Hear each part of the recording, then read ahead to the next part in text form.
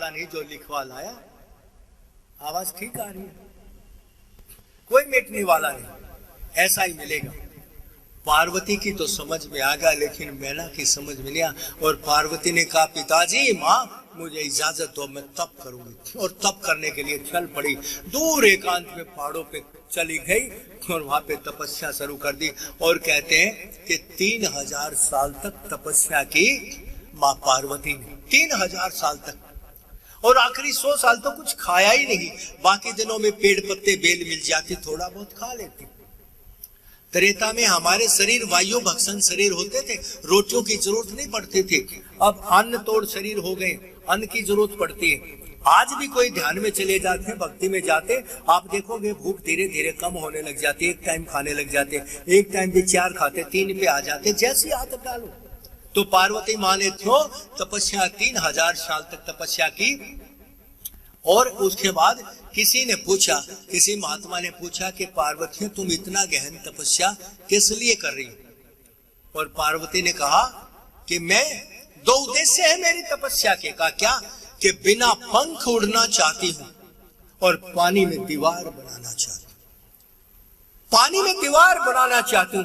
सरकार भी अगर पानी में बंद बांधेगी तो पानी को डाइवर्ट करना पड़ेगा। खड़े पानी में गवर्नमेंट के पास भी कोई ऐसी मशीन नहीं कि पुल बना दे, पानी को डाइवर्ट करेंगे, रोकेंगे, सुखाएंगे, तब बंद बांधेंगे, तब पिलर डालेंगे। लेकिन पार्वती ने कहा पानी में दीवार बनाना चाहती हूं और बिना पंख के उड़ना चाहती हूं। अर्थात शिव से शादी करना कोई बच्चों का खेल नहीं। जो समाधि में मस्त है, जिनको पत्नी का ख्याल ही नहीं, उससे शादी करना, उसको शादी के लिए राजी करना बिना पंख उड़ने जैसा काम है और पानी में दीवार बनाने जैसा असंभव काम है, जिसको मैं संभव करना चाहती हूँ। और कलयुग में तो बिना पंख उड़ने की बहुत सख्त जरूरत है। कलयुग में भक्ति की बहुत सख्त जरूरत है, ताकि आपका जीवन सुगमय बन जाए, शांत में बन जाए। क्यों? कल युग में कदम कदम पे धोखा मिलता, कदम कदम पे। आपके साथ 2 घंटा तक बात करता रहेगा, मीठा मीठा बोलता रहेगा, और उठ के जाके दूसरे आपके पड़ोसी के पास बैठेगा, बैठते ही आपकी चुगली शुरू कर देगा। ये हमारे संस्कार बन गए। कोई भी अपना नहीं, हर आदमी दूसरे को काटने की चाल चलता है। इसलिए कल युग में तो परमात्मा का आश्रय लेना बहुत जरूरी है। और एक आदमी की, एक जवान बालक की समझ में आ गई ये बात, और उसने कहा था, उसने कहा, किसी ने कहा रे काम धंधा छोड़ के भक्ति में लग गया। कहा भक्ति में लग गया, क्या क्या मिला? क्या मिल गया? समझ में आगा? क्या समझ में आगा? कहा तुमको दिल तोड़ मुकरने का हुनर आता है, तुमको दिल तोड़ मुकरने का हुनर आता है। ऐ जमाने वालों, तुम पहले तो दिल को तोड़ते हो, पहले वचन देते हो, फिर मुकर जाते हो। यही तरीका तुम्हारा मैं समझ गया। तुमको दिल तोड़ मुकरने का हुनर आता है, मुझको भी टूट के जुड़ने का हुनर आता है। मुझको भी तोड़ो कितनी बार, फिर से जुड़ जाऊंगा। तुमको दिल तोड़ मुकरने का हुनर आता है, मुझको भी टूट के जुड़ने का हुनर आता है। अब मेरे पंख कतरने की जरूरत ही नहीं, मुझे बिन पंख ही उड़ने का हुनर। बिना पंख उड़ूंगा मैं, तू रहता रहना अपने जलन को लिए। मैं हरि का आश्रय लिया, तू मेरा बाल बांका नहीं कर सकेगा। पार्वती ने भी कहा, और कहा संत को मेरी जिंदगी के इस तपस्या के 2 उद्देश्य, बिना पंख उड़ो और पानी में दीवार बनाओ। और क्या कहती? बिन पंख उड़ो ये मन में मैंने ठाना है, बिन पंख उड़ो ये मन में मैंने ठाना है, पानी में दीवार बना कर जाना है। बिन पंख उड़ो ये मन में मैंने ठाना है, पानी में दीवार बना कर जाना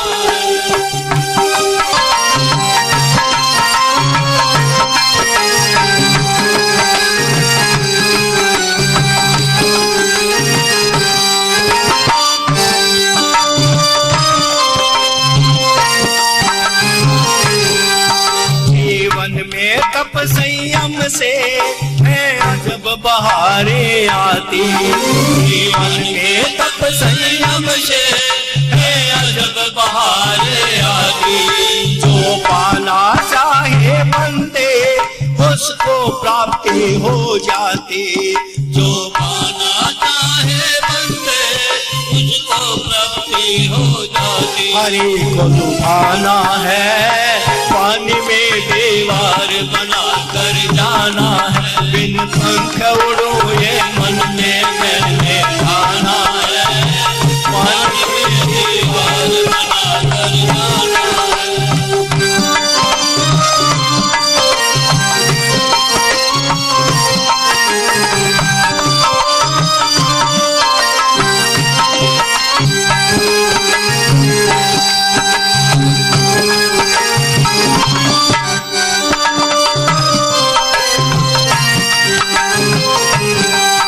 हरि का सुमरन करने से माया बंधन हट जाता, हरि का सुमरन करने से माया बंधन हट जाता। सुबह शाम जपे जो उसको मौका बंदा कट जाता, सुबह शाम जपे जो उसको मौका बंदा कट जाता। भक्ति को पाना है, पानी में दीवार बना कर जाना है। बिन पंख उड़ो ये मन में मैंने ठाना है, पानी में दीवार बना कर जाना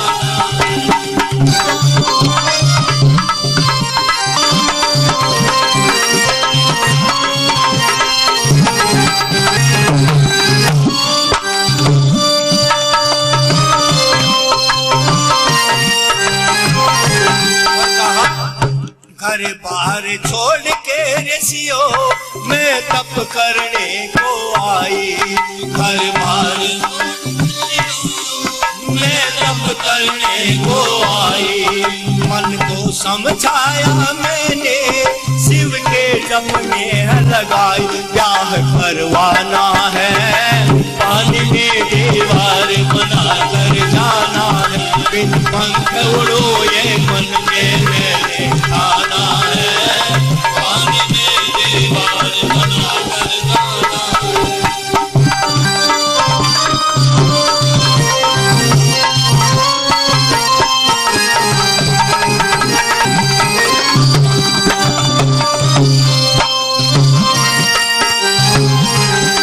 ऋषियों ने पूछा कि तुम जो प्रयास करियो शिव से ब्याह करवाना, शिव ब्याह करवाने आएगा भी क्या, तैयार कर पाओगी?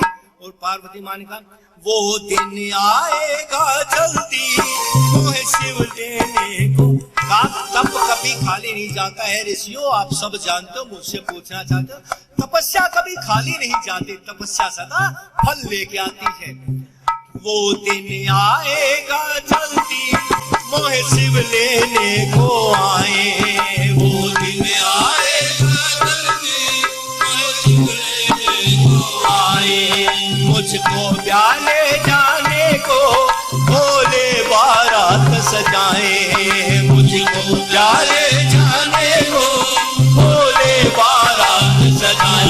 तप का फल पाना है, पानी में दीवार बना कर जाना है। बिन पंख उड़ो ये मन में मैंने ठाना है, पानी में दीवार बना कर जाना है। अब तो तपस्या रंग लाई तो शिव चले, भेष बदला शिव ने, बाबा का भेष बनाया और पार्वती के पास पहुंच गए। जरा टटोल के देखूं, शादी करनी है तो देखूं तो कितना दम है। और पार्वती को कहा कि सुनो देवी, तुम्हारी तपस्या तो सफल हुई, शिव तुम्हें शादी कर, खुद शिव कह रहे, भेष बदल के गए, शिव तुमसे ब्याह करने आएंगे जल्दी। लेकिन एक बात का ध्यान रखना, जितने इस तपस्या से पुण्य इकट्ठे हुए ना, इनमें से थोड़ा सा भी पुण्य घटने ना पाए। जरा सा भी पुण्य तुम्हारा घट गया ना, अब किसी को दान दे दिया तो पुण्य घट जाएगा, कोई गलत काम कर दिया तो पुण्य नष्ट हो जाएगा। पुण्य इसमें से जरा सा भी नहीं घटना चाहिए, वरना शिव शादी करने नहीं आएंगे। कहा ठीक है।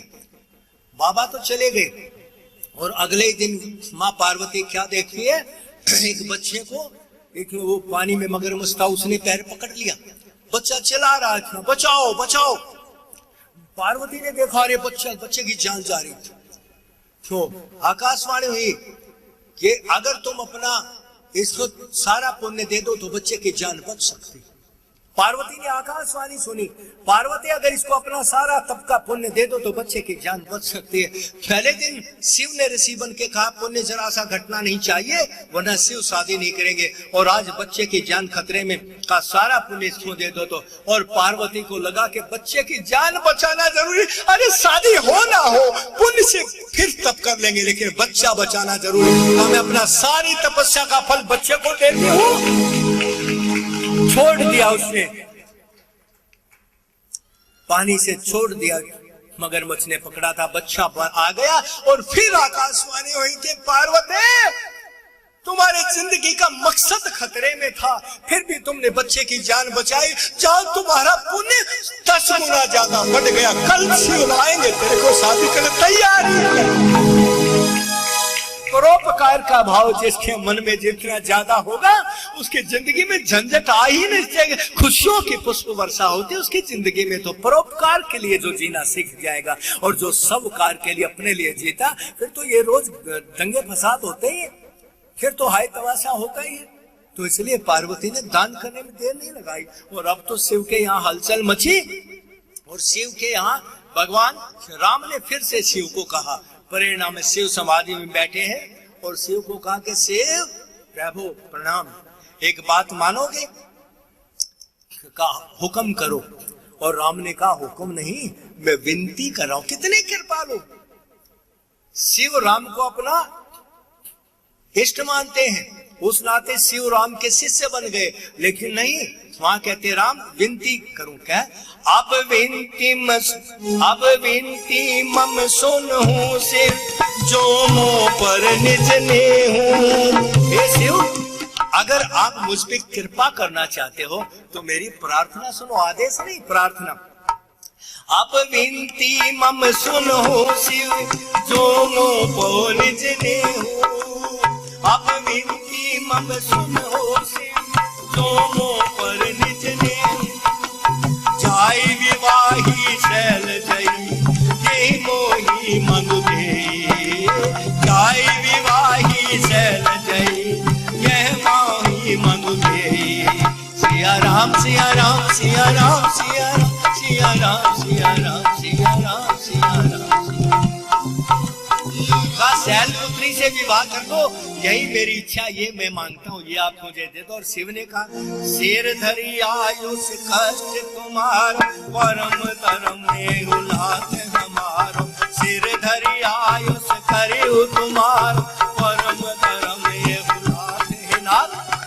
आपके आदेश को सिर पे रखता हूँ, आपके आदेश का पालन करूँ, यही तो मेरा धर्म है। अब मैं बारात लेके जाता हूँ और शिव की शादी और शिव बारात लेके चलते हैं। और बारात कैसी थी? नंग धड़ंग जो भेष आपने देखा, लेकिन बहुत बड़ा संदेश शिव देखे। गले में सांप है और गणेश जी की सवारी चूहा।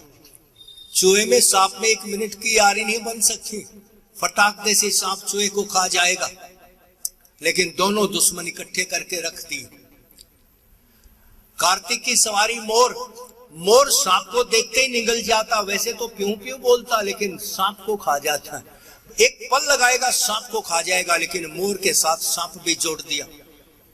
माँ की सवारी शेर की, शिव ने खुद अपनी सवारी रखी बैल। बैल को देख के शेर 1 मिनट में फाड़ देता, बैल के मांस को बहुत अच्छा मानता है। सिंह अगर बैल को देख ले तो फाड़ देगा, खा जाएगा, लेकिन सिंह के साथ बैल कर दिया, सांप के साथ मोर कर दिया, और चूहे के साथ सब जिनमें विरोधाभास था, जिनमें शत्रुता थी, वो सब के सब इकट्ठे एक संदेश देना चाहते। तो प्रेम की गंगा बहाता चला जा, तुझ में राम मुझ में राम सब में राम समाया है। कर लो सभी से प्रेम, जगत में कोई नहीं पराया है। सभी तेरे बहन भाई सभी उसके दिए हैं प्रेम की गंगा। और एक संदेश और देता मेरा शिव कि मैं त्रिलोकी का स्वामी, चाहूं तो 100 मंजिला